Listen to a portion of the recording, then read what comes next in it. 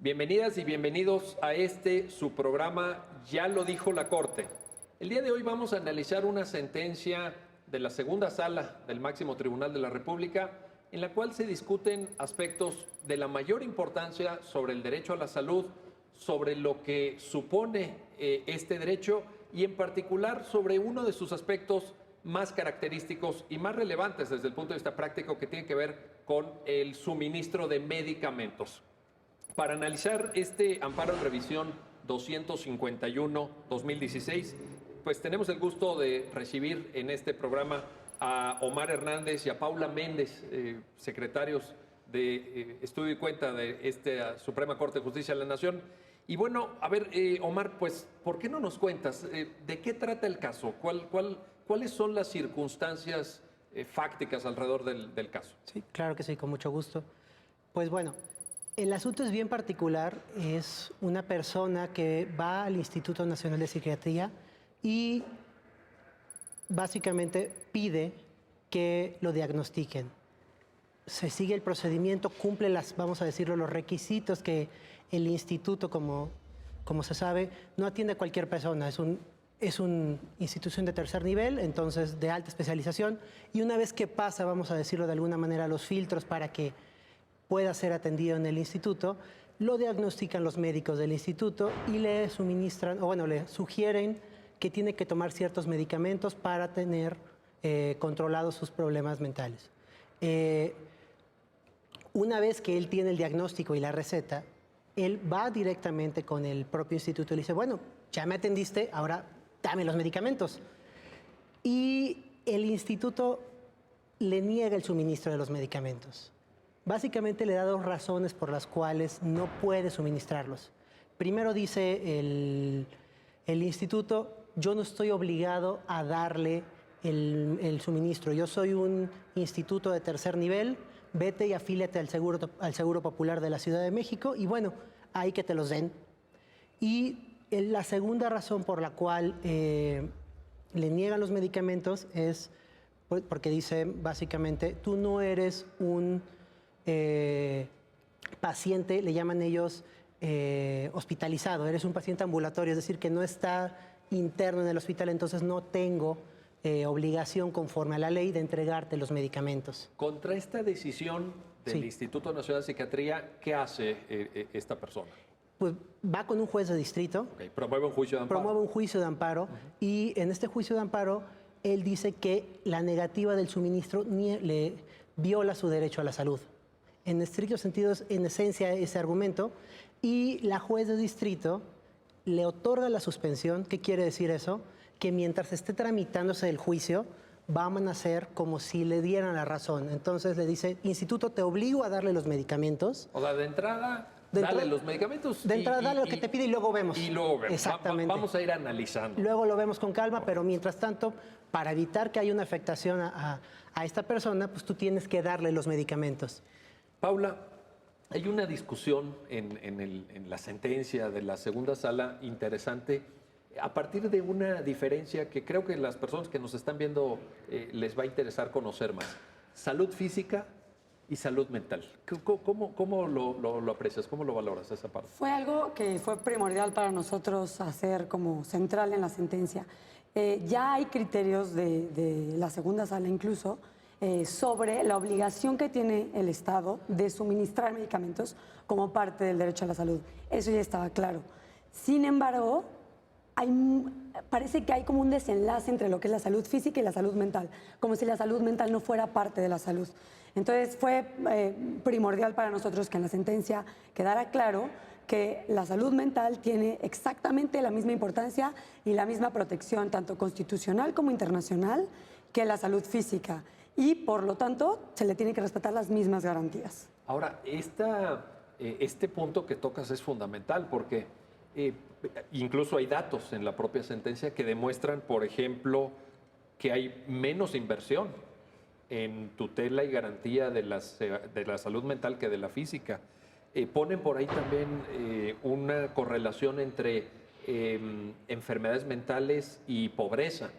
¿Qué nos puedes decir al respecto? Sí, digo, esto no es particular a México, es una situación a nivel mundial y que incluso organismos como la OMS y la ONU han alertado de cómo la salud mental se ha relegado en general en los sistemas de salud, ocupa muy poco porcentaje tanto del financiamiento público como de la atención. En México solo existe un instituto público especializado en psiquiatría, cuando tenemos muchos más dedicados a la salud física. Por ejemplo, los hospitales de primer nivel no atienden cuestiones psiquiátricas. Entonces, bueno, hay todo un problema en cómo está estructurado nuestro sistema de salud y eso, por supuesto, tiene repercusiones no solo en la salud, sino que hace que las personas que tienen enfermedades mentales, que nosotros les llamamos personas con discapacidad psicosocial, son personas que normalmente están en situaciones de extrema pobreza y falta de oportunidades en general, de vivienda, de educación, de trabajo. Ahora, en la sentencia también se aborda un tema que tiene que ver con la incidencia de este tipo de enfermedades. Porque alguien podría decir, bueno, es que se invierte menos y hay menos instituciones dedicadas a atender estas pruebas, pues porque casi nadie tiene enfermedades mentales.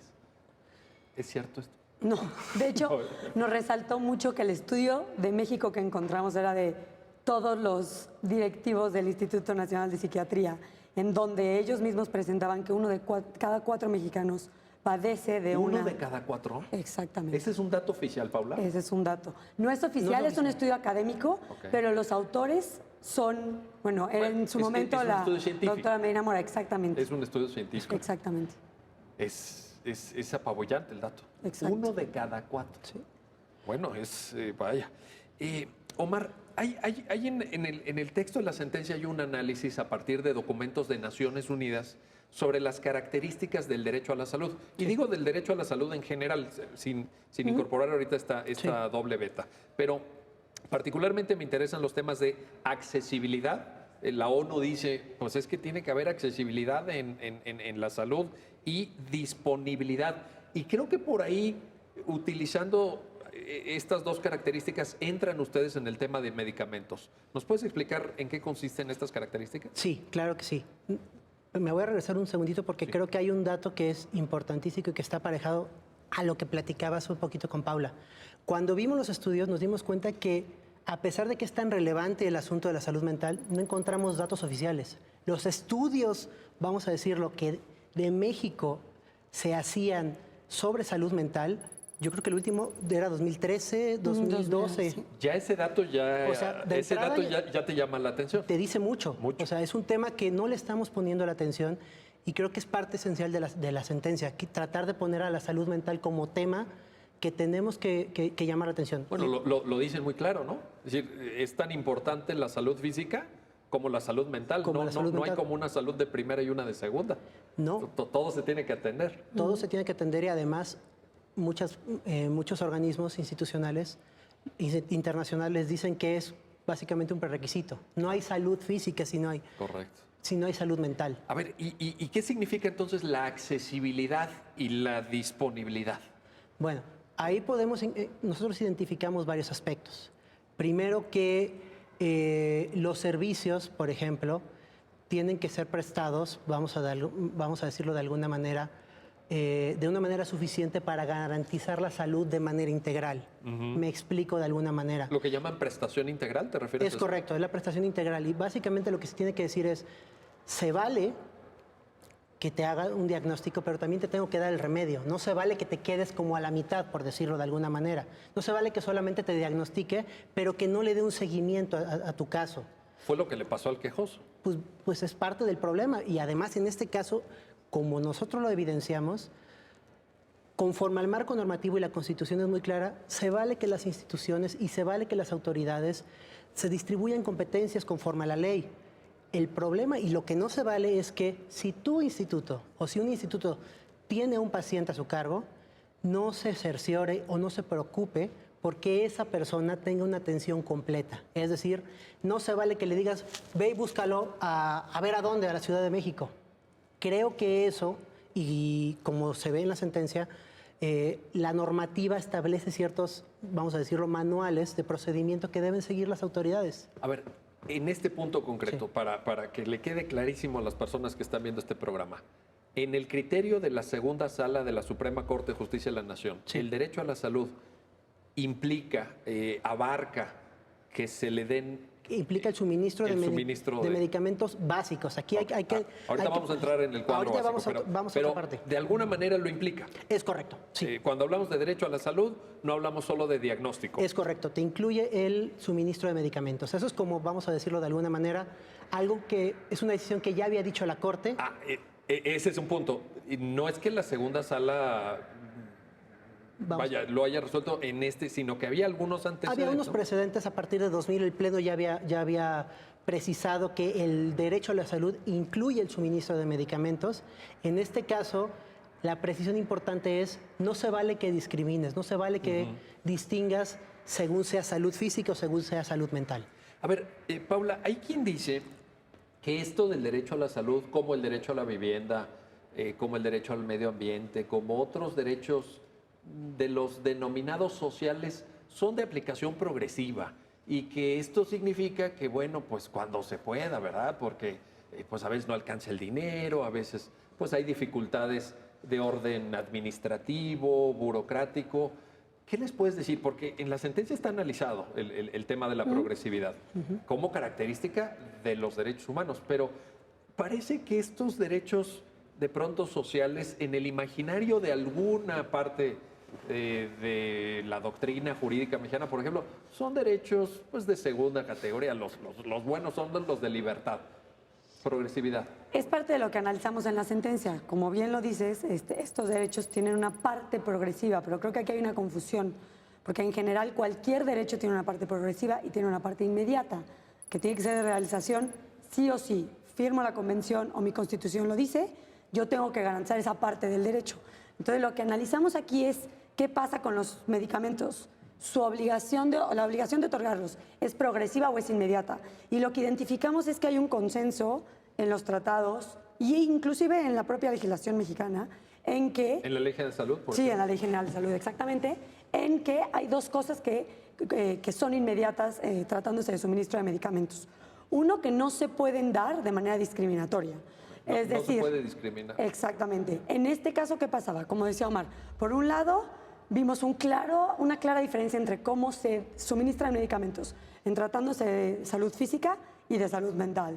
Y hay otro elemento de discriminación, que es que en el caso de esta persona, le meten el elemento de si eres paciente ambulatorio, no puedo darte medicamentos. No había, encontramos que no había ningún fundamento legal para esto. Para Incluso, distinguir entre... Bueno, ahora Sí. hablamos de... A ver, entonces tú dices, primero, es Sin de discriminación. inmediato cumplimiento que no haya discriminación. ¿Qué otra?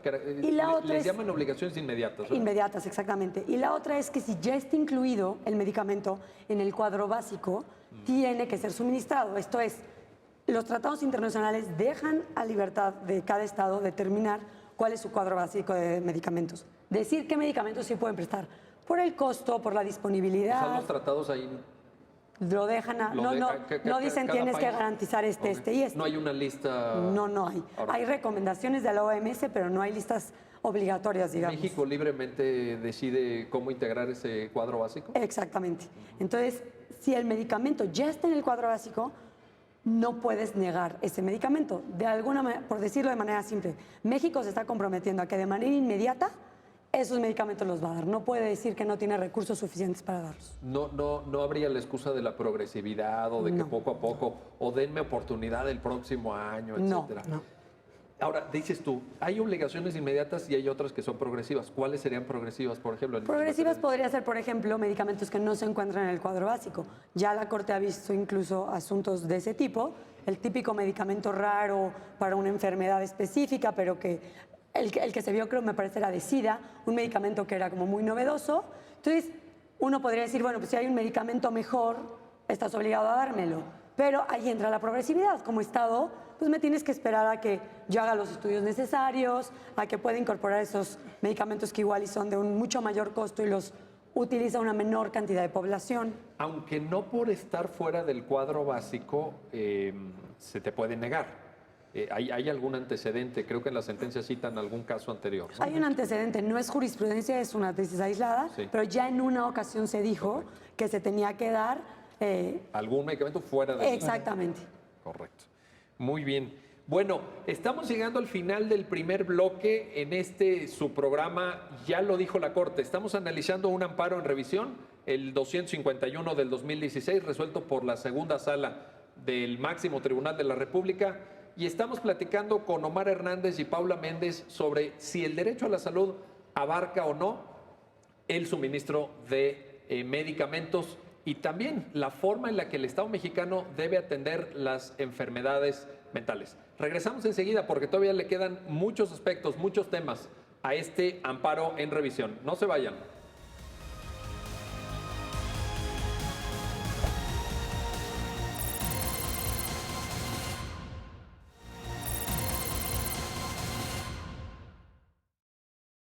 Bienvenidas y bienvenidos a este segundo bloque del programa, de su programa. Ya lo dijo la Corte. Estamos analizando el derecho a la salud, las facetas de este derecho a la salud, si supone o no que se le suministren medicamentos a los pacientes, qué alcance tiene, cómo se debe de cumplir y particularmente en un tema sensible, en un tema importante, un tema quizá descuidado en las últimas décadas que tiene que ver con la salud mental. Y estamos platicando con Omar Hernández y Paula Méndez. Omar, el documento, la sentencia de la segunda sala establece, diría yo, en buena parte de su contenido un diálogo con documentos internacionales. Claro. Tratados, convenciones, recomendaciones generales. ¿Por qué? ¿Por qué es importante? ¿Por qué la segunda sala mira a estos documentos? Claro. Bueno, para responder a esa pregunta, pues tendríamos que recordar básicamente que en los últimos años hubo una reforma muy importante al artículo primero. Una reforma que nos indica claramente, para que no haya duda, que los tratados internacionales son parte del orden, vamos a decirlo, del orden jurídico mexicano y que son vinculantes y que tenemos que, vamos a decirlo, tenemos que acatarlos y tenemos que tomarlos en cuenta. También hay discusiones sobre qué pasa cuando la Constitución establece, pero bueno, vamos a decirlo, porque la Constitución es clara y porque la Constitución no lo ordena. Tenemos que tomarlos en cuenta. Eso ya lo dice la Constitución. Eso ya lo dice la Constitución y vamos a decirlo, no debería haber duda para ningún estudiante de Derecho, para ninguna autoridad y pues para la gente también. Y la Corte lo ha dicho. Y la Corte lo ha dicho en reiteradas ocasiones, vamos a decirlo, los tratados internacionales tienen que ser tomados en cuenta al momento de que las autoridades interpreten, vamos a decirlo, una norma para favorecer la protección de la persona. A ver, ahí nada más, cuando tú dices las autoridades, ¿a qué autoridades te refieres? Pues el artículo es claro y contundente. Todas las autoridades... ¿No todas las autoridades, solamente los jueces? No solamente los jueces. Todas las autoridades tienen que, vamos a decirlo, realizar la interpretación más amplia. Otorgar la mayor protección. Otorgar la mayor protección, exactamente. Después ya tenemos, vamos a decirlo, una segunda distinción que se ha dado en la Corte, por ejemplo, desde el asunto Varios presentado por el ministro Cosío, después hay una contradicción de 3 y 293, y bueno, ha habido muchísimas discusiones sobre qué pasa, vamos a decirlo de alguna manera, cuando la Constitución restringe, o vamos a decirlo, es un poquito más limitativa que los tratados internacionales. A ver, y en los tratados internacionales, en el estudio que ustedes hicieron, ¿hay temas de derecho a la salud? Claro, hay. ¿Podemos voltear a verlos y qué aprendemos o qué hay ahí? Claro, pues de entrada ahí tenemos contundentemente la obligación de los estados, en este caso del Estado mexicano, para otorgar, ¿cómo lo digo de una manera fácil? Para darle a las personas... Sí, vamos a decirlo, para que las obligaciones que tienen que ver con el derecho a la salud sean suficientes. Ahora no recuerdo la palabra técnica. La protección integral de la salud, vamos a llamarlo de alguna manera. La prestación integral, claro, es el término que usa la salud. Ahora, un segundo tema que tiene que ver también con documentos a los que tú te hacías referencia es que no solo son los tratados internacionales, porque los tratados internacionales, al igual que la Constitución, está escrito en un lenguaje demasiado abstracto. Son muy amplios. Claro, exactamente. Si tú ves la Constitución dice, todo mexicano tiene derecho a la salud. ¿Y qué quiere decir tener derecho a la salud? Que vaya un médico a mi casa, que vaya, no sé, que me den en este caso los medicamentos. Bueno. ¿Aquí se discutió eso? Aquí se discutió eso. Y en ese sentido, lo que nos dimos cuenta es que, además de los tratados internacionales, hay diversos documentos, por ejemplo, los informes de los relatores de Naciones Unidas, que nos permiten orientar la interpretación o, vamos a decirlo de alguna manera, complementar qué quiere decir derecho a la salud. Entonces, me parece que en estos años, en esta época, es fundamental para cualquier sentencia, sobre todo cuando hay análisis de derechos humanos, pues que volteemos a ver qué nos dicen. No estamos en una isla aislados de todo el mundo. Tenemos que entender, vamos a decirlo de alguna manera, cómo en otros países han desarrollado contenidos y que ellos nos pueda permitir eventualmente y conforme a los procesos propios de México, pues dar la mayor protección a las personas. Y vaya que uno aprende bastante de esos documentos, ¿verdad? De su lectura, son muy nutritivos. A ver, regreso al tema que planteabas, Pablo, que me parece de la mayor importancia, porque por ahí viene el tema de la discriminación también, o de diferencias no razonables. Decías tú, el Instituto Nacional de Psiquiatría hace esta diferencia entre pacientes ambulatorios y pacientes hospitalizados, y a partir de ahí deriva ciertas consecuencias para la persona que promovió el amparo, lo que llamamos el quejoso. A ver, abundemos en eso. Sí, básicamente el Instituto Nacional de Psiquiatría identifica que tiene dos tipos de pacientes. Los que están hospitalizados, a los que les presta el servicio de manera integral, y los pacientes ambulatorios, que en el entendimiento del instituto no está obligado a darles la última parte del tratamiento, vamos a decirlo, que es los medicamentos. Entonces, la autoridad parece decir que eso está sustentado en la ley.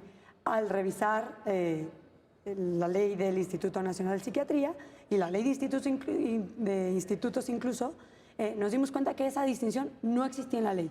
Es una distinción que se inventó la autoridad, seguramente es una práctica, pero que además es muy perniciosa porque es parte de lo que decimos. Hablando de que estas personas son personas con discapacidad psicosocial, uno de los temas más preocupantes, hablando de la discapacidad psicosocial, es el internamiento y el internamiento forzado. Entonces, decíamos, bueno, aquí hay una práctica que podría generar internamientos no necesarios, porque por un lado, una persona que es paciente ambulatorio, al que no se le dan... ¿Paciente ambulatorio qué significa? Nada más para... Es un paciente que no está interno, va a consulta, como si a mí me duele la panza, voy a consulta, no tengo que estar hospitalizado, pero igual me van a dar mi medicamento para el estómago, ¿no? Aquí es ese tipo de pacientes que no tienen tal vez una condición que amerite que estén hospitalizados, y lo que entiende el instituto es que a ellos no se les debe de dar el medicamento. Lo que nosotros veíamos es qué es lo que sucede con estos pacientes y presentábamos dos escenarios. El primer escenario puede ser, bueno, como no tengo de otra, porque si no, no voy a tener el medicamento y no podría estar bien, me interno voluntariamente, aún sin necesitarlo, lo cual es malo para la persona y malo para el sistema, porque vas a gastar una cantidad de recursos públicos de manera innecesaria por no haberle dado el medicamento. Y el segundo escenario que planteábamos es, bueno, esa persona no recibe el tratamiento porque no tiene los recursos para recibirlo, y entonces termina con una condición que entonces se amerita internarlo, ¿no? Entonces, de cualquier manera es malo para la persona y para el sistema.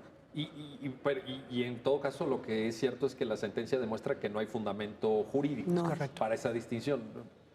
Podrá ser una práctica, pero ya en el orden de lo administrativo, no de lo legal. Exactamente. Perfecto. Hay una parte de la sentencia muy interesante donde el instituto, digamos, o me imagino que a través de sus abogados, dice, pues es que nosotros no tenemos competencia para dar medicamentos, pero le recomendamos que vaya usted con las autoridades de la Ciudad de México y que se inscriba a un programa de seguridad social y ahí se los darán. La sentencia es muy enfática en este punto, ¿cierto? Sí lo es, porque como tú lo dices, no sabemos si es una práctica habitual del instituto, no sabemos si se les fue. Básicamente, ellos dicen, a mí no me toca. ¿Por qué? Yo soy un instituto de tercer nivel, de alta especialidad, no soy una clínica, no es, o sea, es, vamos a decirlo, es el instituto o la institución cumbre que tiene el Estado mexicano en materia de salud mental. Ahora, sí hay que reconocer que la ley establece la obligación de referir. La ley de los institutos dice que una vez que ha sido diagnosticado el paciente, el instituto potestativamente podrá referir al paciente a la institución que corresponda O sea, para que le va a decir, atiéndete en otros... Sí, ve a otra institución. Ve a otra institución. Eso se hospital. vale, exactamente. Eso sí está previsto en la ley. Eso está previsto en la ley y de cierta manera sí queda claro en la sentencia que no estamos diciendo, la Corte no dijo, todas las instituciones tienen que entregar todos los medicamentos. Imagínate las implicaciones para la organización y la distribución de medicinas en un país tan grande como este. Porque la primera distinción es la que señalaba Paula, es decir, cuadro básico, ¿no? Cuadro básico, claro, exactamente. Y en segundo lugar, lo que sí decimos es que se vale que haya, vamos a decirlo, instituciones especializadas. Tal vez hay algunos, como son de alta especialidad, que se dedican simplemente a lo mejor a la investigación, a la revisión de ciertas cuestiones, y una vez identificado el problema, pues bueno, tal vez te digo de una manera muy sencilla, te doy aquí tu papelito, vaya usted a la ventanilla de al lado y ahí le van a suministrar. Vamos a decirlo, y eso sí es muy clara la sentencia. Eso se vale que la ley lo diga. La propia Constitución dice que el sistema de salud se desarrollará conforme lo prevean conforme a las competencias que se prevean en las leyes. Lo que no se vale, vamos a decirlo de alguna manera, es que el sistema al que me refería antes de referencia no se ajusta a los protocolos, a los manuales de procedimiento que el propio instituto diseñó y que está obligado a seguir. Hay incluso una norma oficial mexicana, ¿no? Hay una norma oficial mexicana exactamente que establece, vamos a decirlo, una serie de pasos que tienen que seguir las autoridades. ¿Para qué? Para que se estandarice de cierta manera los protocolos y sepan las personas con claridad qué es lo que tiene que pasar. El gran problema es que lo dejaron, vamos a decirlo de alguna manera. En el caso concreto. En el caso concreto, exactamente. ¿Qué pasó en el caso concreto? En el caso concreto le dijeron, pues bueno, yo no soy la autoridad competente, a mí no me toca, porque yo soy de tercer nivel, te sugerimos que te afilies al Seguro Popular y una vez que te afilies al Seguro Popular, ahí te los van a dar. Bueno, y entonces ahí tratamos de enfrentar una problemática de decir, ¿se vale que se diga eso? Y me regreso un poquito. Se vale que lo puedan referir. Correcto. Esa es una distinción. Hay que dejarlo claro. Okay. Se vale. Sí, ¿no? se vale. Se vale que Eso lo puedan está en la referir. ley. Esto está en la ley, en la ley de los institutos, eso está en las normas oficiales mexicanas, eso está en los manuales de procedimiento. Lo que no se vale es que, vamos a decirlo, las instituciones diseñen cierta serie de pasos que tienen que cumplir para que se logre esa referencia o contrarreferencia, pero que te la saltes y que simplemente le digas, bueno, vete a inscribir allá. Entonces, ahí sí la sentencia es cuidadosa en tratar de decir, si era tu paciente porque ya cumplió los primeros filtros, si tú lo atendiste, si tú lo diagnosticaste y si tú le dijiste cuál es la cura, si no se lo vas a poder, por favor, acompáñalo. Y además hay un tema adicional que tiene que ver con que estamos en presencia de una persona con una discapacidad psicosocial. Entonces... Ahí, vamos para allá. A ver, vamos a entrar a este tema, que también es un tema importante para la sentencia, importante porque pues de ahí se desprenden muchas cosas. Muchísimo. Persona con discapacidad. En la sentencia se señala que y con base en los tratados internacionales incluso, porque aquí tenemos un marco jurídico muy robusto, para identificar a una persona como persona con discapacidad no se requiere una acreditación fehaciente, es decir, no hay una especie de examen, una especie de test. ¿En qué consiste esta parte de la sentencia, Paula? Esto viene de cómo ha cambiado el panorama y el paradigma de personas con discapacidad. Antes veníamos de algo en donde lo que se analizaba era la persona y si la persona tenía alguna deficiencia. Entonces, ¿cómo comprobábamos eso? Bueno, te hago un estudio, veo si tienes menos IQ, veo si te falta una extremidad. Era un examen completamente médico, físico, psicológico, psiquiátrico, lo que fuera. Cuando cambia este paradigma, lo que se dice es, no, el problema no es la persona, lo que buscamos no es ver a la persona, sino cómo la interacción de esa persona con la sociedad y con su entorno genera discapacidad. Esto quiere decir, yo podría no tener una extremidad, pero si mi entorno funciona adaptado a mi falta de extremidad, yo no tengo una discapacidad. Por lo tanto, no es suficiente con ver que existe una deficiencia. Hay que ver si existen esas barreras del entorno que generan la discapacidad. De esa manera, la discapacidad no es algo objetivo que se comprueba, es una experiencia vivida. Entonces, es la persona la que determina si tiene una discapacidad y si se enfrenta con esas barreras derivado de una deficiencia que tiene. Hablaste, es una palabra muy importante, de cambio de paradigma. ¿De cuál a cuál? se le llama, al que venía antes se le llamaba médico rehabilitador. Este que describiste al inicio. Exactamente, el que ve a la persona como a lo que se tiene que solucionar y se trata de normalizar a la persona con discapacidad.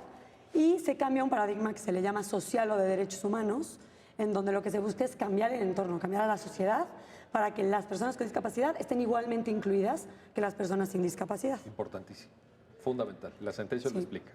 Exactamente. Una vez que ya se identifica en el documento al quejoso como una persona con discapacidad, entran los integrantes de la segunda sala en una serie de reflexiones sobre vulnerabilidad, sobre desigualdad de facto, Claro. temas de discriminación. ¿Por qué este enfoque? ¿Por qué es importante este enfoque, Omar? Pues, ¿Qué nos aporta decir? en primer lugar, evidenciar y sensibilizarnos a nosotros como sociedad de las repercusiones que se pueden generar en el contexto de, como dice Paula, de que una persona se enfrente con barreras para el desarrollo. Entonces, volviendo al tema de los documentos internacionales, nosotros nos percatamos que conforme a lo que establece la Organización Mundial de la Salud, con lo que establece el relator, nosotros identificamos, o bueno, advertimos que las personas que saben de estos temas han evidenciado o han advertido que las personas con discapacidad se enfrentan desafortunadamente o se pueden asociar con otro tipo de problemas sociales, por ejemplo, la pobreza, como tú lo decías. ¿Qué quiere decir eso? Que como se enfrentan constantemente a barreras, vamos a decirlo de alguna manera, tienen un costal, perdón que lo ponga así, a lo mejor más pesado que cargar y vamos a decirlo de alguna manera, porque el entorno no está preparado para ayudarles de alguna manera o para facilitarles que sea de alguna manera un trayecto igual a cualquier otra persona que no tenga una discapacidad y que no se enfrenta a ese tipo de barreras. Entonces, lo que se quiso advertir es que no es solamente el tema de discapacidad como tal, sino que está asociado a pobreza o a una afectación a otros derechos. Entonces, por eso era muy importante evidenciar que no es una categoría o una etiqueta que es irrelevante para la resolución del caso. Al contrario. Y en ese sentido, los juzgadores, y como lo dice en una parte de la sentencia, el Instituto Nacional de Psiquiatría, siendo la máxima autoridad, pues bueno, ellos debían haber sabido y deben actuar con unos protocolos especiales para atender y auxiliar de una mejor manera a una persona que puede enfrentarse a un problema social distinto al que nos podemos enfrentar Paula, tú, yo o alguna otra persona. Cualquier persona. Cualquier persona, Uno claro. de cada 4 mexicanos. Imagínate. Y si puedo complementar lo que dijo Omar, parte de lo que nos parecía fundamental era hacer notar cómo la falta de un suministro de un medicamento en una persona Eso sí. es más grave si es una persona con discapacidad. Porque para la persona con discapacidad no solo tiene que ver con recuperar su salud, tiene que ver con la discapacidad misma. Entonces, se asevera la discapacidad y por lo tanto se asevera su interacción con las barreras sociales si no se le suministra el medicamento. Entonces, tiene una doble connotación, porque faltas en la garantía del derecho a la salud y en muchísimos derechos relacionados con discapacidad. Entonces, por eso hablamos de una protección intensificada al derecho a la salud de las personas con discapacidad. Hacia allá vamos a ir. Este concepto de protección reforzada que está en la sentencia y que desde luego es importantísimo en términos de lo que acaban ustedes dos de explicar. Bueno, estamos llegando al final del segundo bloque de su programa, ya lo dijo la Corte, en el cual estamos analizando el derecho a la salud y sus múltiples, como ya lo están viendo ustedes, sus muchas implicaciones. Regresamos enseguida, no se vayan.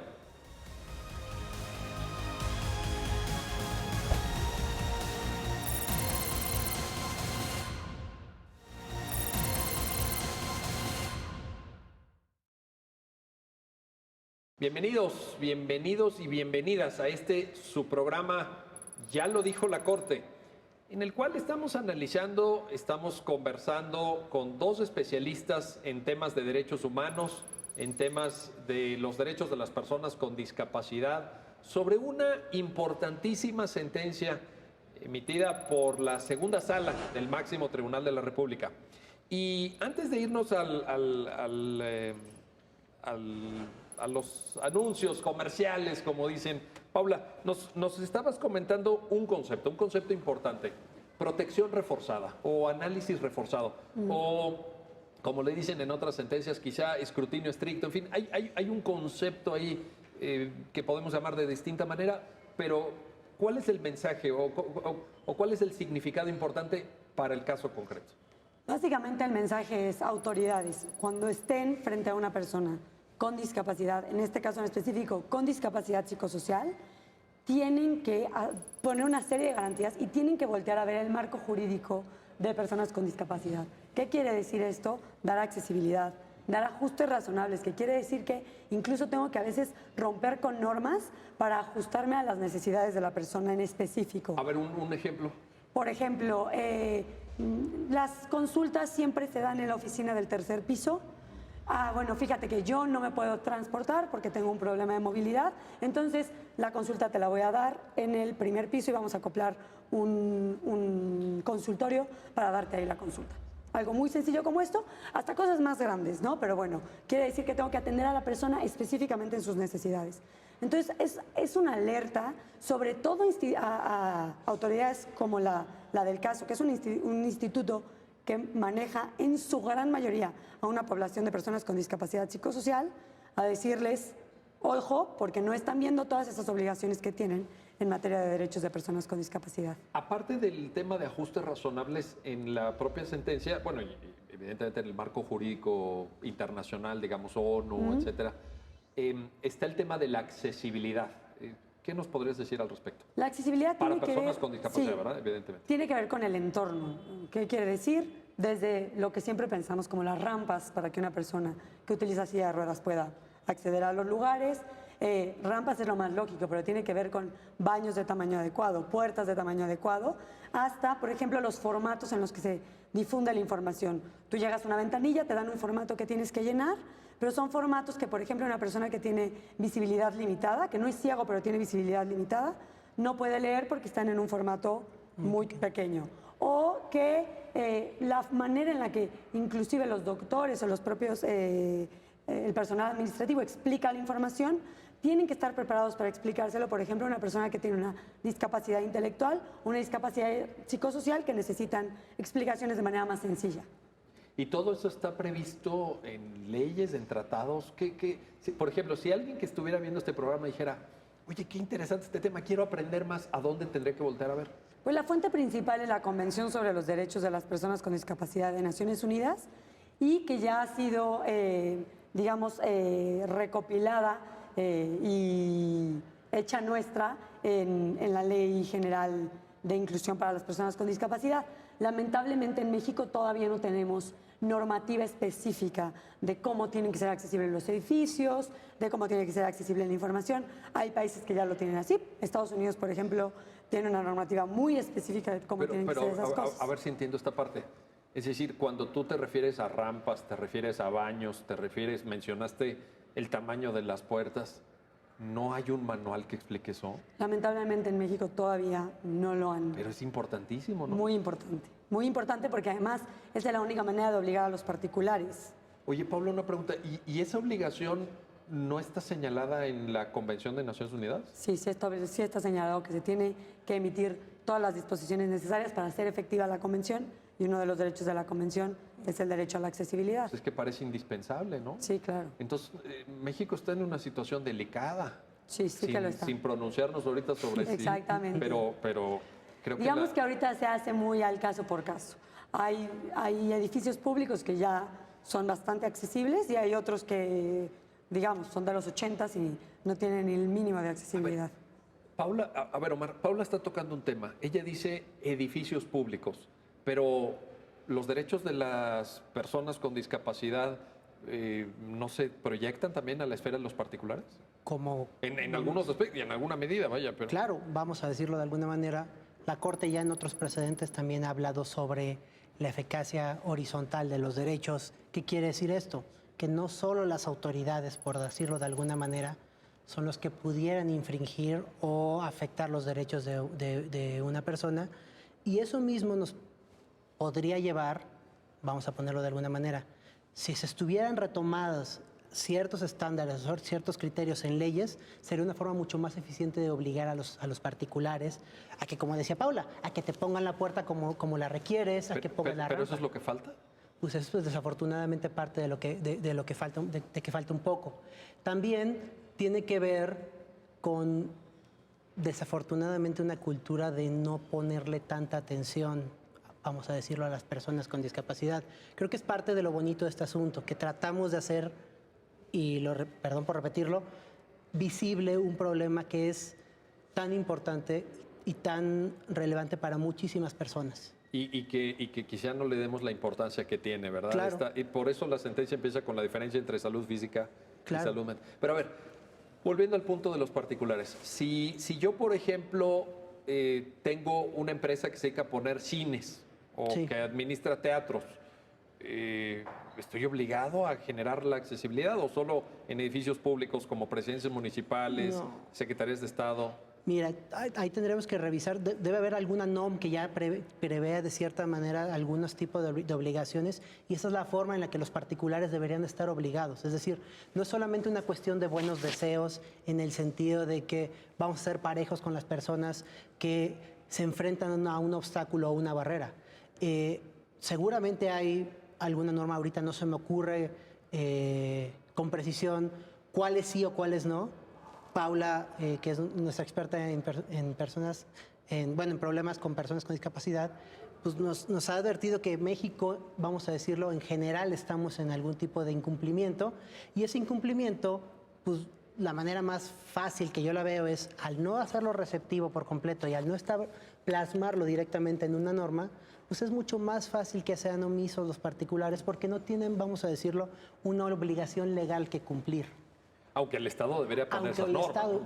claro. Digo, están en tratados Claro, internacionales. vaya. ese es el primero, vamos a decirlo, el primer obstáculo al que desafortunadamente nos tenemos que enfrentar, que es, oye, tu Estado legisla y desarrolla todo lo que tienes que hacer para tener un país mucho más inclusivo, por decirlo de alguna manera. Paula, entonces, ¿se generan obligaciones hacia los particulares derivados de los derechos de personas con discapacidad desde el punto de vista más amplio, digamos, en general?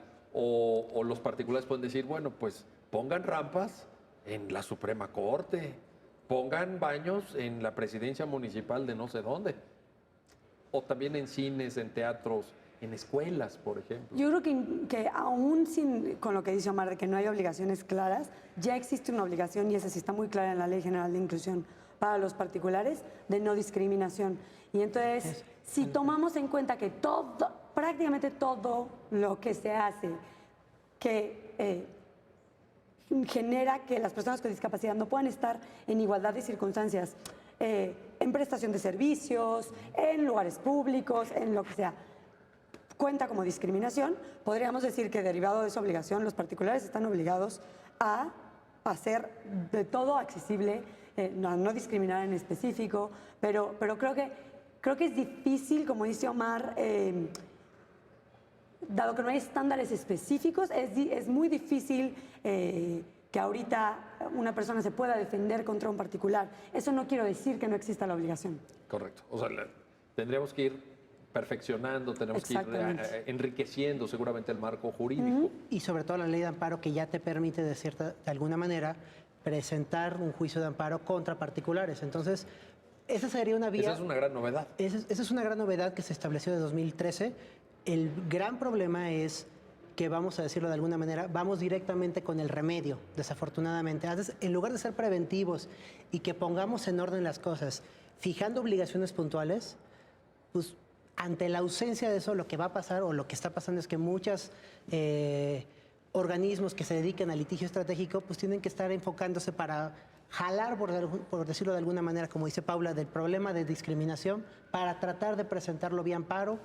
Pero es lo que decía Paula, de caso por caso. Caso por caso, claramente, y además en una vía litigiosa que terminas construyendo, vamos a decirlo, el derecho desde abajo, es decir, desde la parte litigiosa para que los tribunales empiecen a desarrollar puntualmente. Aunque, insisto, ya ha habido algunos casos en los cuales la Corte ha hecho referencia a, vamos a decirlo, que los particulares pudiesen violar derechos humanos. Sí, Tenemos el asunto clásico de la primera sala de los correos electrónicos entre dos esposos.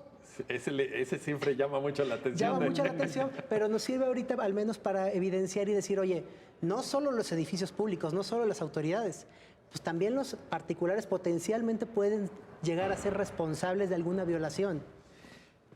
Al inicio del primer bloque, Omar, nos contaste, de manera resumida, evidentemente, pero con mucha precisión, cómo llegó el caso a la Corte. ¿Por qué nos cuentes el final? ¿Qué resolvió al final la Suprema? Bueno, pues, ¿Cómo queda el quejoso en la situación jurídica? Pues básicamente en la Corte lo que dijo es el instituto, bueno, aquí una vez que el juez le otorga la sentencia, son los propios institutos los que vienen a decir, oye, corrige tu juez de distrito la sentencia que hiciste porque yo no violé el derecho a la salud del señor. Y no lo violé básicamente porque, como ya lo dijimos, a mí no me tocaba. Vamos a decirlo de alguna manera genéricamente, a mí no me tocaba. Sea porque le toca a otra institución o porque el marco jurídico me dice que no es el tipo de paciente al que me toca atender a mí. Y lo que la Corte le dice, no señor, contrario a lo que tú dices, instituto, tú violaste el derecho a la salud del señor Javier, del señor Javier, que en este caso es el quejoso. Y lo que argumentamos es que la violación se nos da primero por una especie de discriminación.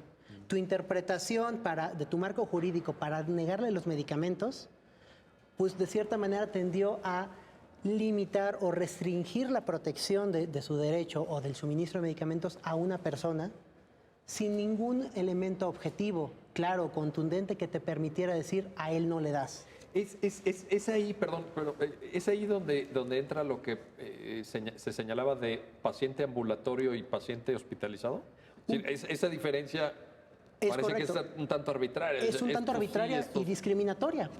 Parte de lo que le dijimos es esto. A ver, parte de las obligaciones del Estado mexicano en materia de suministro de medicamentos está obligado a suministrarlos sin discriminación. Entonces, lo que nosotros advertimos es que al hacer esta interpretación de la norma, que es contraria al artículo primero constitucional, que ya dijimos, oye, tú tienes que interpretar un enunciado de la forma más protectora. Y al contrario, en este caso, lo que el instituto hizo fue interpretarla de la manera que le permitiera no darle los medicamentos. Entonces, ahí encontramos una primera violación. Entonces, no se vale. No se vale que hagas una interpretación discriminatoria de la norma. En segundo lugar, bajo el argumento de a mí no me tocaba, le tocaba a la clínica o le tocaba al Seguro Popular, lo que dijimos es, tú violaste el derecho a la salud del quejoso, básicamente porque no procuraste o no fuiste lo suficientemente cuidadoso para garantizar que esta persona recibiera la salud o cumplieras tus obligaciones de manera integral. Es decir, el derecho a la salud tiene que ser, vamos a decirlo, cumplido no parcialmente. No, bueno, con todo su alcance. Con todo ¿verdad? su alcance. Entonces, si era tu paciente, tú debiste procurarte o debiste procurar los mecanismos, sea conforme a tus propios manuales, pero tú debiste procurar que él, o más bien, te debiste asegurar que él recibiera los medicamentos. Y en esta ocasión, pues desafortunadamente, tu respuesta pues, no fue consistente con la protección integral del derecho a la salud.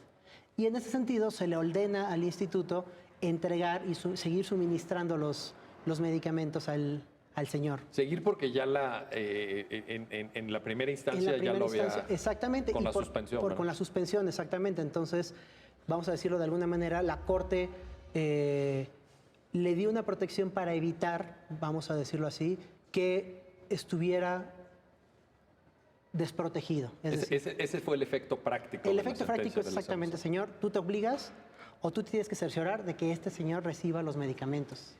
Pues parece bueno, no parece, más bien estamos en presencia de una sentencia fundamental en el tema de derecho a la salud, personas con discapacidad, no discriminación, trato igualitario, por supuesto. ¿Qué sigue a partir de esta sentencia, Paula? Tú creo que es una llamada de atención, por ahí ya lo mencionas, pero ¿y ahora? Creo que tiene dos llamadas de atención y dos efectos que esperaríamos que tuviera la sentencia. Uno, replantarnos el sistema de salud en general. evaluar cómo estamos acomodando nuestros recursos, tanto humanos como presupuestales, de manera que la salud mental está tan relegada. Creo que es un tema aparte de moda, ¿no? Ya se escucha cada vez más esto de la importancia que tiene la salud mental. Entonces, creo que el primer paso sería, pues, que reconsideremos cómo estamos distribuyendo nuestros recursos en torno al sistema de salud. Y la segunda es, pues, darle visibilidad a un grupo que, incluso dentro del grupo de discapacidad, está bastante invisibilizado. La discapacidad psicosocial es muy estigmatizada. Y al final, las personas que tienen una enfermedad psiquiátrica tienen una enfermedad como quien tiene cáncer, ¿no? Entonces, alguien que tiene cáncer, alguien que tiene diabetes, son personas que normalmente queremos ayudar, que queremos que vuelvan a la sociedad, que se recuperen. Y las personas con discapacidad psicosocial solemos relegarlas normalmente porque es algo que no entendemos. Entonces, también visibilizar este grupo y traerlo a la sociedad y decirles, miren, ustedes también importan y también tienen derechos. Dice en muchos de sus libros Luigi Ferrajoli que los derechos humanos son las leyes del más débil.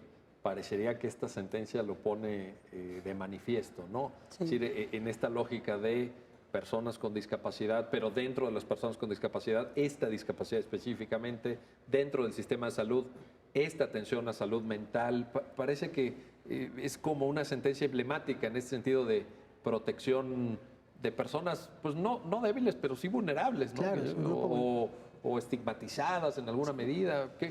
¿Qué nos podrías decir, Omar? Sí, claro, nos toca sensibilizarnos, nos toca darnos, vamos a decirlo de alguna manera, darnos cuenta de que es un problema que tenemos que atender. Creo que hay un dato que es importante, que viene en la sentencia y que no hemos platicado aquí, que es que creo que solamente el 2% de los recursos del presupuesto de salud en general de México se dedican a la salud mental. Poquísimo. Es nada. Nada. Es nada, entonces... Claramente insuficiente. Es claramente insuficiente. Y como dice Pau, muchas veces, vamos a decirlo de alguna manera, si vemos que una persona como algún compañero de trabajo tiene un cáncer y tiene que ir a sus quimioterapias o tiene algún otro problema, se nos hace normal decir, oye, pues que vaya.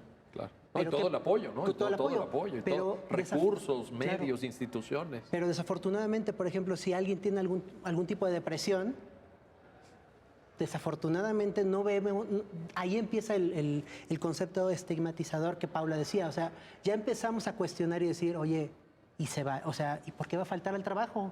No te pasa nada, hasta podrían bromear Está algunos triste. compañeros, está triste, ánimo, échale ganas. Y pues desafortunadamente creo que es un problema serio que tenemos que tomarnos enfrente, que tenemos que enfrentar directamente, y creo que parte de esa sentencia, como tú lo dices, pues sí, es evidenciar que hay un grupo vulnerable y es evidenciar que nosotros como sociedad hemos fallado de cierta manera para procurarle los mecanismos mínimos y esenciales a este grupo, vamos a decirlo de alguna manera, desprotegido. Pues como sociedad quizá habremos fallado, pero en esta ocasión la segunda sala hizo un gran trabajo y puso en evidencia esto que no podemos seguir negando y a lo cual no le podemos cerrar los ojos. Muchísimas gracias, Paula. Gracias. Omar, gracias Miguel. por estas reflexiones y gracias a ustedes. Gracias por su tiempo, gracias por acompañarnos en su programa. Ya lo dijo la Corte. Nos vemos pronto para una nueva reflexión, un nuevo análisis sobre las sentencias emblemáticas, las sentencias más importantes del Alto Tribunal de la República.